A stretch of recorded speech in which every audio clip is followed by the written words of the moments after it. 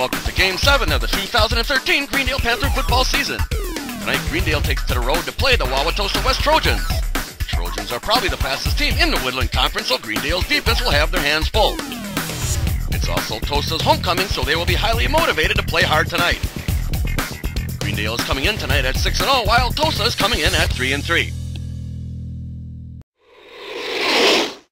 Greendale would be kicking first to start the game. After the return, Wauwatosa would be starting from their 20 as Frankie Rikowski's kick reached the end zone.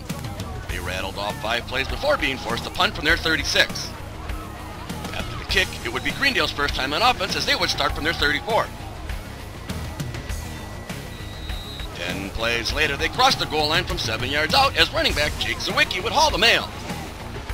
Rikowski would make the point after try making a score 7-0 with 6:39 left in the first quarter. Tosa would again start from their 20 after another huge kick.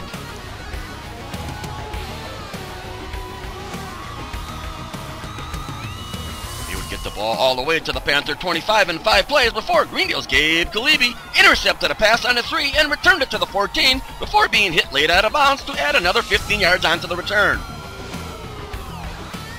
Greendale was now on their 34. 3 plays later, quarterback Josh Ringelberg found David Johnson down the middle seam for his 61-yard touchdown reception. Rikowski converted the kick and Greendale was now on top 14-0 with 2:19 left in the first quarter. Tosa would be starting from their 15 after the kick. 2 plays later, one of their dangerous running backs, Demarius Purifoy, got past the front line and raced 76 yards to the end zone for the Trojans' first points of the game.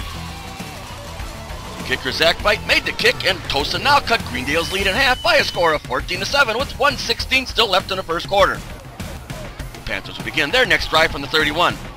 Mixing the run and the pass effectively, they eventually reached the end zone on a 12-yard run by Josh Ringelberg, capping off a 12-play, 69-yard drive. The point after was good, and Greendale stretched their lead by a score of 21-7 with 8:33 now left in the second quarter. Tosa would start their next drive from the 25.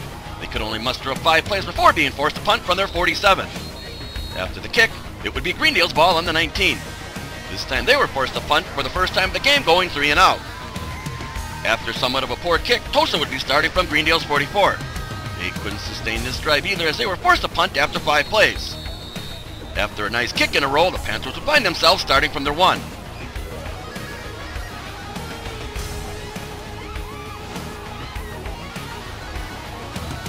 Work the ball to their 45 in 6 plays before Ringelberg would be intercepted on what looked to be a mix-up between him and the intended receiver.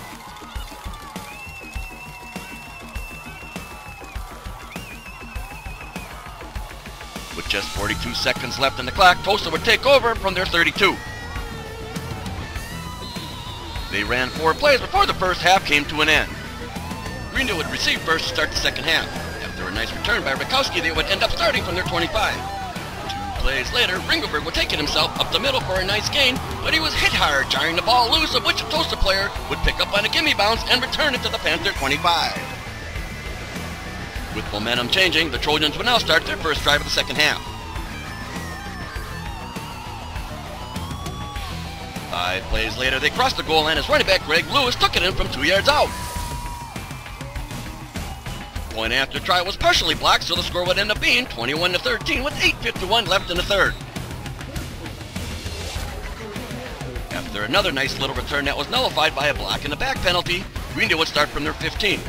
They had some penalty issues and they were forced to punt from their own 5, going 3 and out. After a fair catch, the Trojans would begin from Greendale's 44. The Panthers' defense smothered them and forced them to punt, going 3 and out as well. Greendale again found themselves with their back against the wall as Tosa was winning the field position game. They would be lining up on their 8. They managed to get 8 plays, taking the ball all the way to the 48 before being forced to punt once again. After the kick, the Trojans would start from their 20. Again, the Cats' defense picked up right where they left off and forced Tosa to punt, going 3 and out for their second consecutive possession. After the return, Greendale would now be starting from their 46. On their very first play, Ringelberg found Johnson again, but after the catch, he would have the ball taken away from him by a Tosa defender, resulting in a catch and a fumble, so Wauwatosa would be back on offense on their 27. The Panthers would avenge that last takeaway by taking one away on their own as Ty Ramirez intercepted a Tosa pass and returned it to the Trojan 16.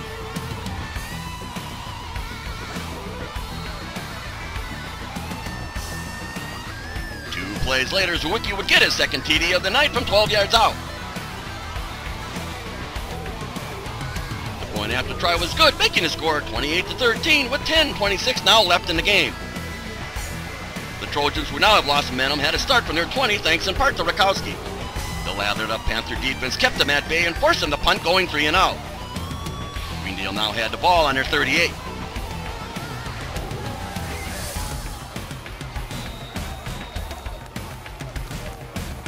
Six plays later, Zwicky took the pitch around the left side behind some great blocking. He would score from 38 yards out for his third TD of the night. Rakowski did his thing, and now Greendale was blowing this game wide open by a score of 35-13 with 6:42 left in the game. After the return, Tosa would begin from their 24. They ended up putting a 12-play scoring drive together as Devlin Ferguson caught a 17-yard Jared Borzinski pass for the touchdown. The extra point was good, making the score 35-20, but there was now only 1:34 left in the game. Everybody knew what was coming next in an onside kick. That failed, so Greendale would get the ball and start from their 46. They did manage to take some clock off, but they were forced to punt going 3 and out.